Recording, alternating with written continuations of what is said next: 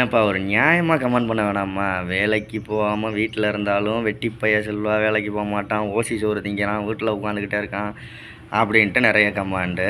சரி, வேலைக்கு வந்து லாரியில் உட்காந்து வண்டி ஓட்டுறேன், லாரி ஓட்டுறேன் அப்படின்ட்டு அது சம்மந்தமான ஏதோ வெளியில் போகிறப்ப லோடு போட்டுறப்ப அப்பப்போ ஒரு வீடியோ எடுத்து போட்டால் ஏன்னா கஷ்டப்படுறீங்க? நீங்கள் வீட்டிலையே போய் யூடியூப்பில் வருமானம் வருது, அதை பார்த்துக்கிட்டு இருக்கலாமே. எதுக்கு உங்களுக்கு வந்து இந்த வருமானம், யூடியூப்பில் வர்ற வருமானம்? வீட்டில் இருந்தால் வேலைக்கு போடா, யூடியூப் வருமானத்தை நம்பாதடா அப்படின்ட்டு கமாண்டு. என்ன தான் பண்ணுறது சொல்லுங்கள்? இப்போ எங்கே இருக்கேன் அப்படின்னா வந்து வண்டி வேலை